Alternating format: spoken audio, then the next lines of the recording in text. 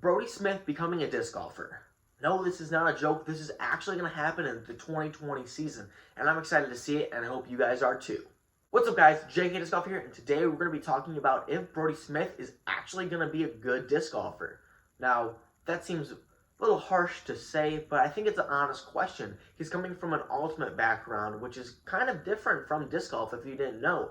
The backhand form is actually completely different, and he said before that's the reason he never wanted to transition into disc golf, because he didn't want to ruin his form from ultimate.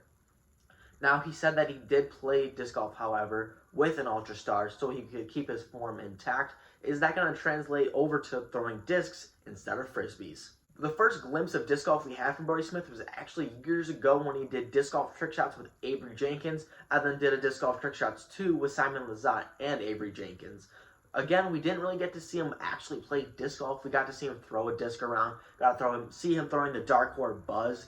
Now, is he going to transition to throwing a disc now? Is he going to completely change his form? What's going to happen? What are the steps in becoming a disc golfer who actually wants to elevate his game besides an ultimate player who just is trying to find a hobby now that he actually can't play ultimate? Now I'll put all that to rest right here. Brodie Smith is going head first into disc golf. He's doing it the right way. He's taking it absolutely serious. As we saw him play around with Simon and Paul, we all thought that it was a joke, that he wasn't going to be good. But remember, that was his first time trying to actually play disc golf. And that video was filmed a whole year ago. So that's not even what his skills are today. Now, I've seen him posted on his Instagram, as many of you probably have already. He has been already throwing a drive almost 500 feet. And he's not even typically throwing drivers yet. He's strictly only been throwing Dark Horse Buzzes in the field, trying to get his form down. So if he grabbed the driver one time and could throw it almost 500 feet, think about when he actually gets his form down. Now, I'm not going to say that he's going to be a big Simon Lizotte thrower, Eagle McMahon thrower, but if he's already going to be throwing 500 feet, maybe consistently, you can't count him out. That's one of the biggest things that people can't do, is throw long drives. That's one of the separators. And obviously, putting is a little bit different as well. But I'm not saying that he's a fantastic putter, but he putted 15 from 25 feet. That's got to be somewhat of a sign. He's already had that ultimate background, so the muscle memory from throwing a frisbee is already there. It's just translating it from the disc, or from a frisbee to a disc. And is that going to really hurt him? Is that going to be such a drastic change as some of us think? We don't know. And he is such a grinder. If you guys don't know who Brodie Smith is, he was an ultimate frisbee player for 10 years.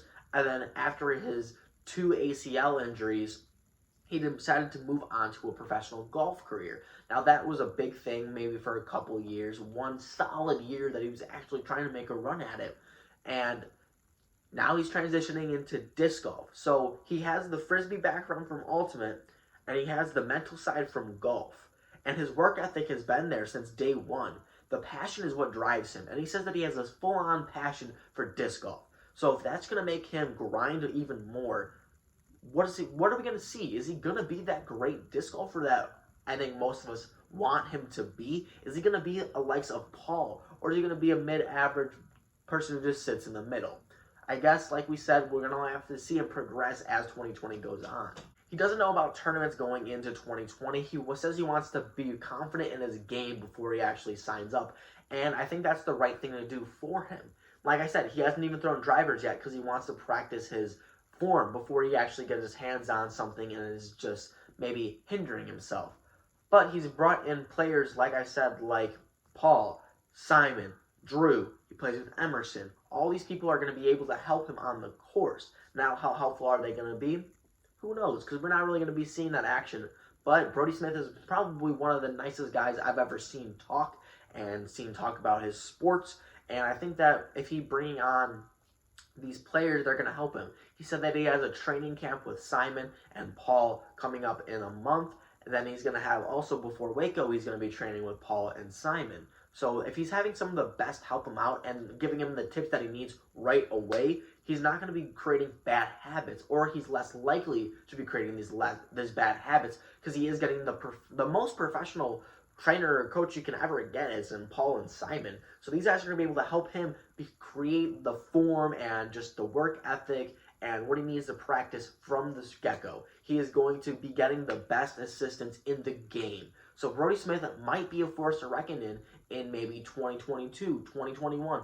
Maybe at the end of 2020, he might be making some moves and he might be grinding. He says that he plays up to 8 hours a day. He is training in the gym, working on disc golf workouts, things that are going to help him elevate his game to the level he wants to succeed at. Now, is this going to work? Again, we can't really tell right now. He's posting very minimally at the moment. I'm assuming since he is such a social media preference that we're going to see his progress videos. We're going to see maybe vlogs of him playing disc golf. We're going to see a lot of different content from Brodie Smith, I would assume, because in the end of the day, no matter what sport he was in, he was a content creator, and that's awesome. He's going to help disc golf grow. Not only is he going to be a good player, but he's going to help our sport grow such a drastic level, and I can't wait to see that.